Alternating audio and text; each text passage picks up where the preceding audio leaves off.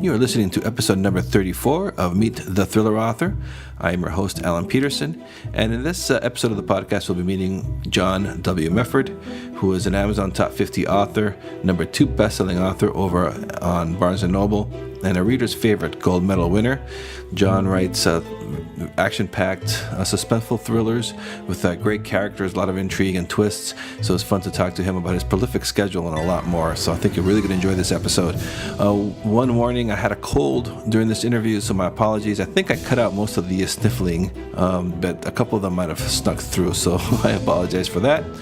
And just a reminder to check out our sponsor for this podcast. It's Audible, and you can go download a free audiobook and learn more about their free offer over at audibletrial.com/MTTA. I appreciate your support, and here is the episode number 34. John, how are you doing? Doing great. How are you doing, Alan? I'm doing all right. Got a little cold, but it's all right. I'll survive. Yeah. Hope you feel better, but yeah, those are not fun to deal with. Yeah, absolutely. So can you tell us a little bit about your background, please, and about your books? Well, that's a loaded question. I'm 51 years old, so I have a lot of both. Background goes into a lot of different areas. I actually was a journalist right out of college, and I think that probably got my my writing curiosity piqued to a degree.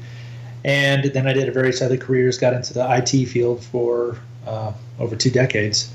But the gnawing question was always nibbling at the back of my mind, and that was, could I write a mystery thriller? I've always loved mystery thrillers, whether it be, as a little kid, I loved the mystery thriller cartoons. Growing up, I read all the Hardy Boys books that elevated into other types of books, of course, Grisham and Patterson and so forth. I loved all the movies, related TV programs, you name it. And I think in the back of my mind, I always wondered, could I do that? Could I create a story that was compelling enough to last 300 pages? I gave it a whack about, it's been now 7 years ago when I sat down to write my first novel. And of course, if anybody's tried to give this a go, when you write your first one, you think you've climbed Mount Everest and hit the pinnacle of success, but that's just the first draft of about 100 for the first book. And that was quite an interesting experience in and of itself, but that then led to many other things, and it's a long path, but now I've basically gotten to a point where I've just published my 16th thriller about a week or so ago, and already have plans for my next series for next year. Wow, that's fantastic. So 16 books in in the past 7 years. And actually most of that's focused in the last 3 or 4 years. So I basically wrote the first book, didn't really know what I was doing from a marketing perspective or kind of the broader picture of where I wanted to take it. While I did start writing the second book, I didn't really have a great vision of what the industry was all about. And as you're probably aware, the industry was changing a great deal then, still is now. And, work got in the way, family, responsibilities and all that. But I started getting a better idea of what I wanted to be when I grew up, so to speak, a few years ago. And I started being more serious about the business side of it, applying a lot of the things I learned in the real business world to my author world, my author business. And that's when I started thinking big picture about, plots and story arcs and how I could grow as an author and how things could really materialize. So I'd say most of the 16 thrillers have been really the work of working about 80-hour weeks here the last 3 years. Oh wow!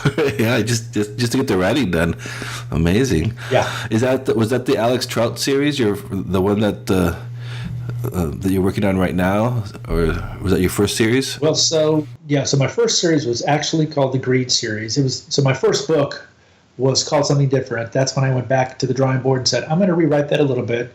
I'm going to make it the first book of the Greed series. It was Fatal Greed. And whenever you write your first book, it's like the first of anything. It's something that will never leave you. So it always has a special place in the heart. That was a 4-book series, and then I moved from that into the Booker series, which is a series about a PI here in Dallas and a multiracial PI. And it's kind of funny, interesting anyway, to look at all the events that have happened here in the U.S. anyway in the last couple of years and how appropriate this particular character is and this series is, I think, in kind of the landscape of what's going on in America. And he's really one of those characters that is flawed, but you end up really pulling forward and you love. So the Booker series, I have a lot of fans of the Booker series. That's a 6-book series. They all came out in 2015. And then I really had the desire to do something somewhat different. And I thought to myself, I need a new challenge. I want to think of something a little bit bigger. And the idea of me coming up and thinking of a character that is a female lead came to my mind. And I ran it by a couple of my folks, what I call my beta readers, and they're the 4 or 5 folks that read each of my novels before anybody else sees them. After my editor and I finish all the editing process, and it was actually after I wrote the very first Alex Trout thriller, At Bay, and he actually read it and he was like, "This is an incredible story. If I didn't know you had written it, John, I would absolutely love it. But it's hard for me to get past the John writing as a female lead, with a female lead." He goes, "I'm used to John writing about guys doing kick-ass things, and kick-ass plots." And it actually kind of threw me at first because I'm like, wow, he's one of my, cherished readers. He loves everything I do. And I was like, is this how it's going to be received out in the public? And so I was very worried and concerned for a few weeks. And then after a while, I just said, I've kind of, like everything else I've done in this world, I've kind of just gone for it. I do my homework, I work my tail off, and then there's a time to just kind of let it sail. And that's what I did. And it's really been a great experience for me. It isn't that I don't have male characters, of course, in these books. It just so happens that I hit a thread here, I think, with this particular character in Alex Trout. She's an FBI agent, but more than anything, she's a mom, she's a wife. She has a background, she has a personal life, she has a lot of things going on. And really, when that first book picks up, there's a lot of things that have already happened to her, and she has to try to figure them out because she's lost most of her memory. And so there's a lot of things going on within that first book, At Bay, around what's going on. How does the professional life connect to the personal life? How did she get to this point where she lost her memory? How does all this come together in the middle of this case that she's been put on, although she's not officially on it because she's supposed to be on leave of absence because of her memory issues, and then how it all connects in this kind of reverberating way in her life.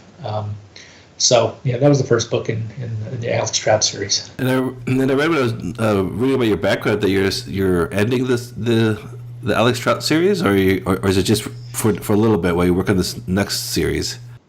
Well, I'm glad you asked. So because it's so popular, I'm like, why would you end it? Yeah.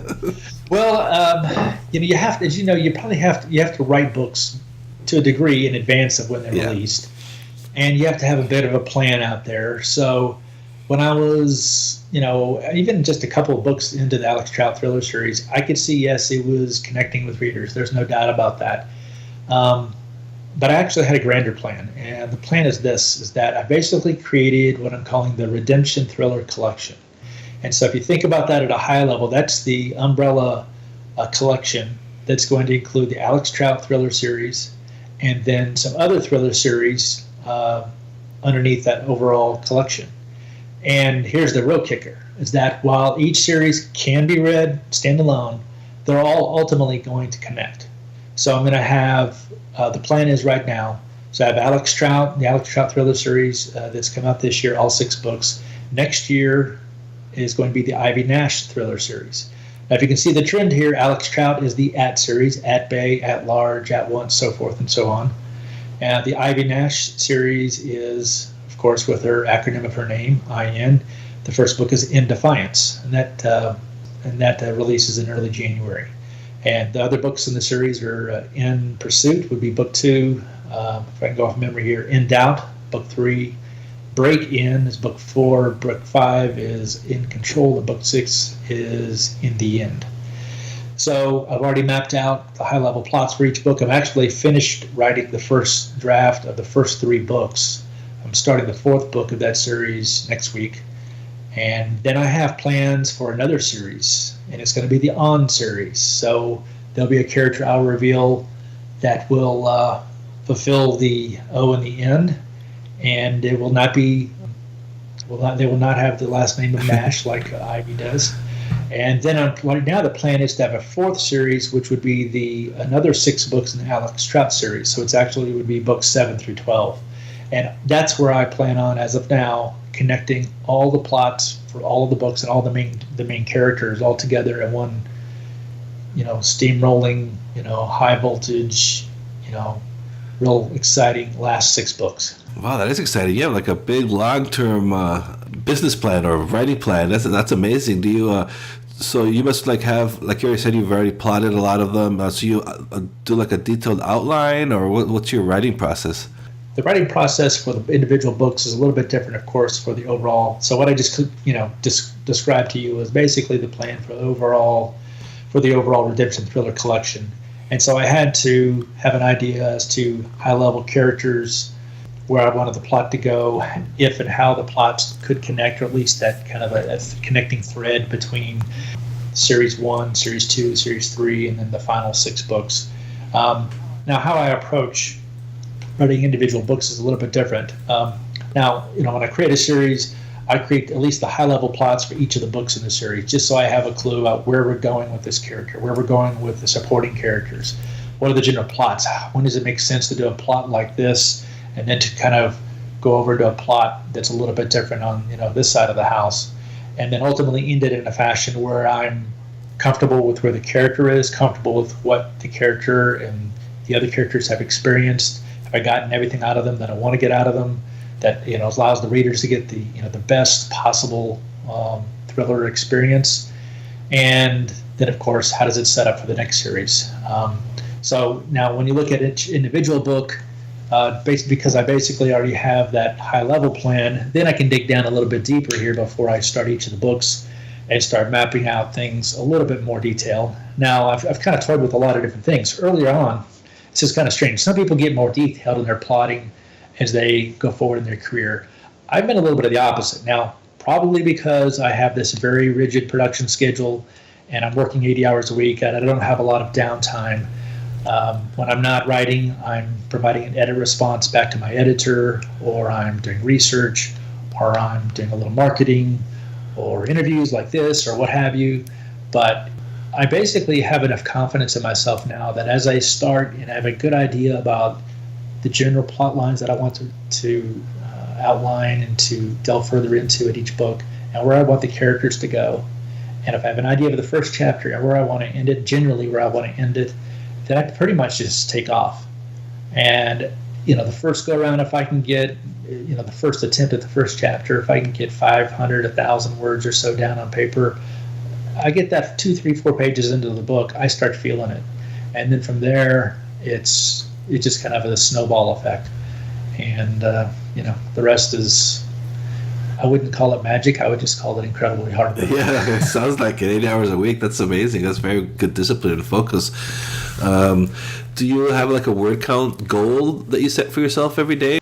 Well, yes and no. So I used to be, once again, I think when I probably wasn't quite as confident what as I could achieve. Well, I wasn't sure exactly how I could map it all together. So earlier on, I was more rigid about, okay, you must get to this many words. I think now I'm more confident, I guess, at least in the schedule. So the way my editor and I work together, the way we work with our proofreader, the way I work with all these folks, my cover design, my cover artist, and everybody else, we now got a pretty good method in place here. So I allow things to overlap a little bit. So I generally have probably about a 2,000 word count per day.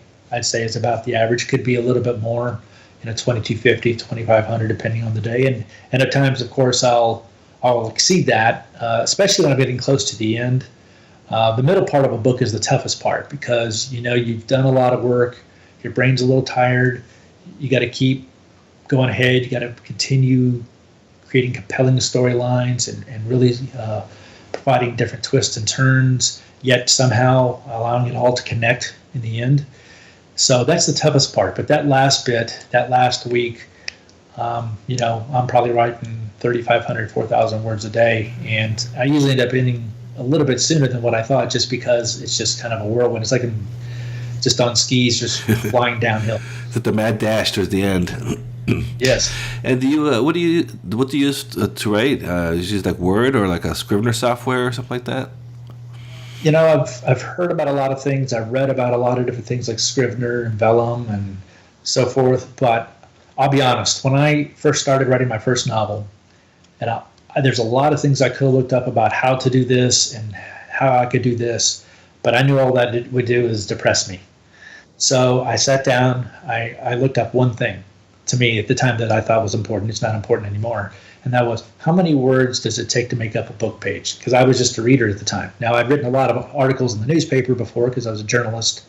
So I'd done a lot of writing, but I'd never written a book. I just, in my mind, I thought, I needed an idea of how many words it took to, read one page, and that was 300. So I said, okay, just how I now have an idea, and opened up a Word document, and I put TBD title, and then I started writing. And of course, I've learned a lot since then, gone to conferences since then, learned a lot online, have a lot of good author friends. But yeah, that's pretty much it. Just me and MS Word and making it easy as possible. Yeah, whatever works for the individual. But yeah, that's really cool that you get this whole world going that way. And like you say, you just started with a blank page, just like everybody else. That's pretty cool. You mentioned your journalism background. I've always been curious about this because a couple of my favorite authors, like Michael Connelly and John Sanford, all were journalists. Did you find that training has helped you as a writer? Immensely. I would imagine. Yes. Yeah, no doubt. I think if I hadn't have had that journalistic background, I probably wouldn't have had the guts to even give it a shot. And even though it's very different types of writing, of course, when you're writing for a newspaper, the stories are much shorter. You have the lead at the top typically. It's just get right to the point. It's very succinct. I mean, some of that can carry over to the book world about being succinct, but there's only so many descriptors you can put into a newspaper article. You got to tell the story and get over and get out. And I think one of the things it taught me was working hard, was writing on deadline, being able to really, even though I'm an indie author, it's being able to collaborate with the right set of folks. In the newspaper world, you're trying to get information from various folks to help you make the best possible story. You collaborate with fellow writers, with photographers, that type of thing. I do the same thing with my cover artist. I have a great relationship with him, even though he's down in New Zealand. Yeah, New Zealand. So, it's just a lot of life lessons I think anybody would pick up from, and having that journalism background is, I remember those days so well because you kind of wonder, am I going to be doing this forever? You kind of question, where am I going with my life? I did like it in some respects. In fact, I loved it. But you kind of wonder, where does it go from here? And I didn't know that I'd weave through the IT field for over 2 decades, and before I really figured out I was meant to be a writer again. Full circle. Exactly. Yeah, you mentioned your cover artists. Your covers are just amazing. I'm just looking at them. I was like, wow. It's like, very, very, very nice work on that. And I like how you kept the branding of yourself. Is that something that you plotted out as well? How you're going to brand covers? Very conscious of that. And Jaron is my cover artist. I mean, he's really kind of the leader of that area. And so he listens to my feedback and he makes adjustments. But, he comes up with these ideas of, hey, let's continue the type of, same type of imagery, same types of fonts, that types of thing. So we can keep that branding from series to series, especially now that we're in the Redemption Thriller collection. So I have the Alex Trout series and Defiance and the Ivy Nash series. You can see some similarities there. The fonts are the same. Of course, we have the same type of titling going on. And so he was very conscious about trying to make that as just smooth as possible. And was it jarring for you to go from writing Alex Trout to Ivy Nash, or is that pretty much you just gonna switch and go? Once I came up with the idea of who Ivy Nash was and how she and the series would ultimately connect to Alex, it was actually really, really cool. So I won't tell you how they're connected yet, because that's something that will come out over time in the next couple of years as I write the future series. But their inspiration for Ivy Nash, the character, was a very personal one here in Texas. So here in the last, I think as a writer or journalist or anybody in this field, your antenna, your eyes, and your ears are always open and listening to everything that goes on around you. Everything is fodder for a book, whether it be real or imagined or whatever. And here in Texas in the last couple of years, there's been a lot of stories written about the Child Protective Services Agency. And it's been very difficult to read all these stories about kids being basically falling through the holes of the system, and the CPS agents not getting to address the kids with the biggest issues, not just for weeks, but months. And so I really started thinking, okay, I write mystery thrillers. This issue is just tugging at my mind. How can I create a book or a series that kind of delves into these issues? And so I can say this about Ivy. Ivy herself was a system baby. She grew up in 17 foster homes. She has quite a background, quite a bit different background than Alex. Ivy lives in San Antonio. She was a foster child there for, like I said, through 17 foster homes, all growing up. None of them didn't have great experiences throughout the whole way, but now we open up the first book and she is now a CPS agent herself. And so as a CPS agent, she gets to experience it from the other side, where after everything that she's been through, she's desperately trying to make the best situation for the kids. And that's ultimately what it's about in her mind. Trying to make the world a better place for the kids, trying to get through all the BS and all the bureaucracy to make the world better for an individual kid that she deals with through her particular role there as a special investigator for the CPS. So there's a lot that goes on with her life, of course, because there's so much that's happened in her background. So this is a little bit of a grittier series, I'd say, although Alex definitely has some gritty parts. Believe me, you read that first book, I think everybody would be hard-pressed not to, almost have a heart attack a couple times. But Ivy's different, she's a little bit more of a loner. Alex has a built-in family. Ivy grew up as a foster child. She doesn't have the family, not immediate, at least not a blood family. So there's definitely some differences there. And once I figured out who she was and what she was all about, it's been a completely different experience. She's been great to write about, and I've had a lot of fun delving further into her life. And she has other supporting characters around her that are really interesting as well. And do you put in a lot of research for each book, or do you do like the bigger series type of research before you delve in? A little bit of both. So before I started the Alex Trout series, when I had the vision of Alex Trout in mind, I was fortunate enough to speak with the folks in D.C. With the FBI, and they allowed me to set up a in-person interview for me to interview with an FBI agent, female FBI agent here in Dallas. So I went down to the FBI office and interviewed her and their media relations person, and they gave me a tour of their huge building, some artifacts, some things going back, in time. I think they were very, very helpful. And they understood I'm writing fiction. It's going to be fake. It's not the real world, but it's just nice to be able to have the foundation of understanding how the FBI operates, what's realistic, what's not. Of course, their job is typically a lot more boring than how it's portrayed in books and movies, but they're reader fans as well. In fact, the director of the FBI had asked to read a couple of my books, so I sent a couple hard copies up to him a few months ago. Oh, that's the Comey? Or what's this? Oh, yes, that's awesome. That's kind of exciting. It is kind of cool. And where do you usually write? Do you have like a dedicated office space, or do you go to the coffee shop or anything like that?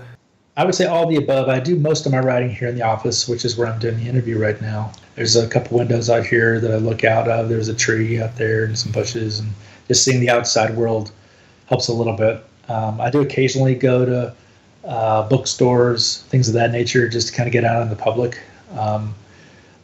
I don't want to be distracted too much. As long as I can view it all as kind of white noise, I'm good.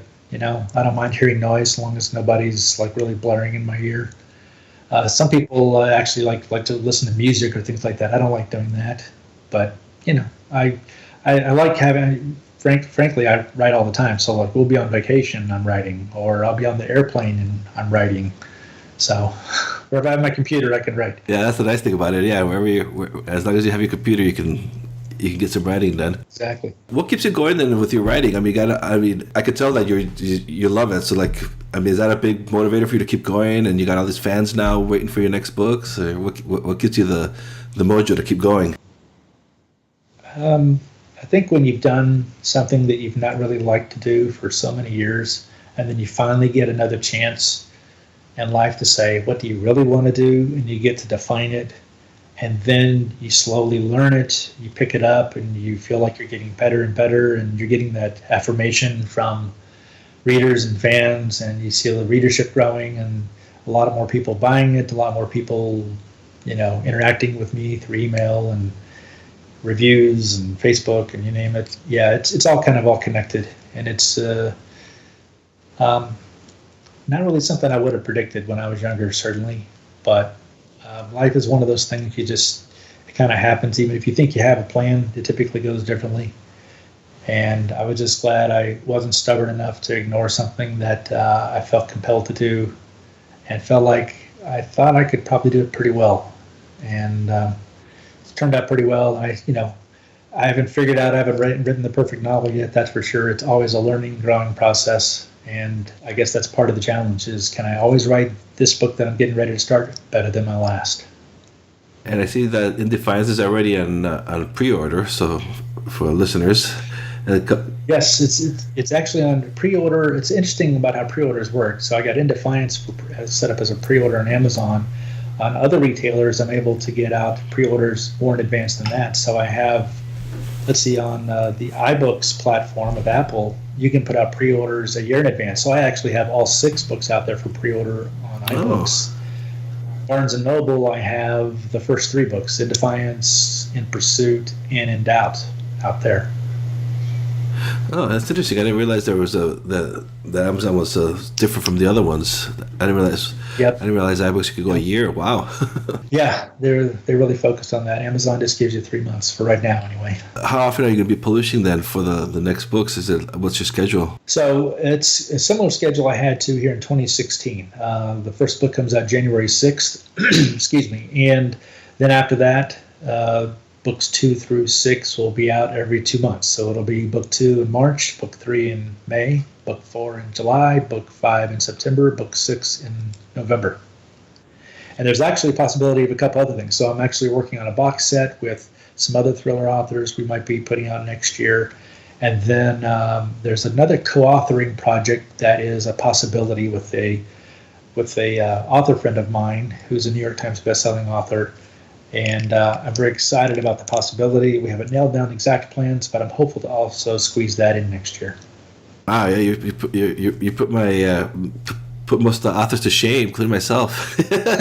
Fantastic schedule. And do you still, with all that, you're so busy, do you still find time to read thrillers? I do. Yes, I have to read a little bit every night. It just is a way of calming me. It's kind of like my way of, okay, I'm slowing down.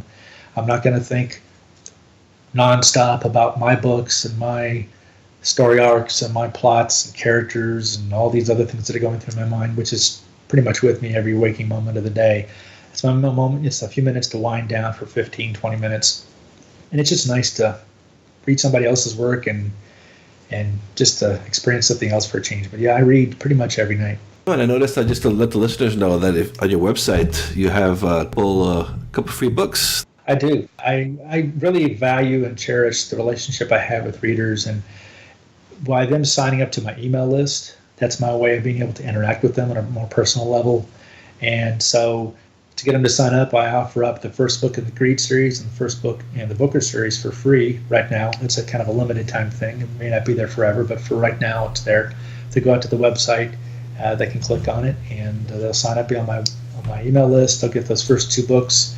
And then they'll be able to find out about all the cool things going on in my author career. Every time a new book comes out, every time I have a good deal or an occasional giveaway, things like that, they'll be a part of it. All right, cool. I'll definitely have a link to that on the website. For the listeners, the site is johnwmefford.com. So they can. Yes, I always say I'm the other W from Texas. That's the way of putting it, because I throw in that W as the middle initial. Oh, yeah, so everyone knows it's the W. Yeah, and the reason that people, well, why did you go with the middle initial? Actually, I went with it because when I tried to get the domain name for johnmefford.com, WMefford.com years ago. Somebody else had it, and they weren't using it. And I tried to buy it from them. They wouldn't even reply to my email. So I'm like, what can I do? I probably should have gone with something more original like JohnMeffordBooks.com, but I just thought, I'm going to throw out that middle initial out there. And I probably had Grisham on my mind because I'd read a lot of Grisham when I was in my 20s, and all of his lawyers had like middle initials or initial for a first name, like H. Ross Perot or something like that. So yeah, it sounds like it's a Texas thing then too. H. Ross Perot, W. Yeah. Okay, John. Well, before I let you go here, is there anything else you'd like to tell to our listeners? And we have a mix of readers and aspiring writers that listen to the podcast. Well, I'd say for writers, the best advice I have given to a number of folks who have talked to me offline and through email and the phone and so forth is you've probably heard it before, but I can't overemphasize it enough, and that is just keep writing. I wouldn't sit there and fret over sales day in and day out. You need to learn the business side of it as much as you can, but more than anything, just continue writing and try to do it in a way where you don't feel pressure. Just kind of clear your mind and write as much as you can. Not to where you're brain numb, of course, but just keep writing and look at yourself, kind of in 6-month chunks. Where was I 6 months ago? Where am I now? Where am I going to be in 6 months from now? And just, don't let others define your dream if you do have one. Frankly, for me, I never actually called it a dream. I kind of started down this path without putting a lot of expectations on myself, and then I started setting goals. When I've ever dreamed of something, I always thought it was like one of those, maybe, I dreamed of being in the NBA, right, or in the NFL. I had a goal of some of these goals that I've started to hit. Others I'm still trying to hit, but to me, if it's goal-oriented, that it's something I can map out and eventually hit. For readers, I owe my life to them. I owe my livelihood to them, and the feedback I've gotten up to now has been tremendous, and I love having people read my work. I think that's why anybody who's a creative likes creating. Whether you're a visual artist or a verbal artist or whatever, as long as you have people consume what you're creating, whatever you're creating, whether it be a book, TV show, movie, whatever, having people watch it, listen to it, read it, it's really, and having that great feedback, it's the best feeling in the world. So I appreciate all the readers out there who've read my books, and for those who haven't, I hope you'll have an opportunity to try one of my books. All right, great. Well said, John. Thank you so much for agreeing to be on the show. I really appreciate it. I appreciate the time, Alan. Thank you very much, and I hope you feel better. Thank you for listening to this episode of Meet the Thriller Author. I'd like to ask you to please review and rate this podcast over on iTunes. It really helps me get the word out. If you take a few seconds of your time to do that, it would be much appreciated. You can also visit my website at thrillingreads.com/podcast for show notes on this episode, as well as information about the podcast in general. And you can also sign up for my mailing list there. You'll be getting special offers from our guests, as well as information, behind the scenes information on the podcast. And please do visit my author website at alanpeterson.com. I appreciate your support. And so until next episode, I will talk to you then.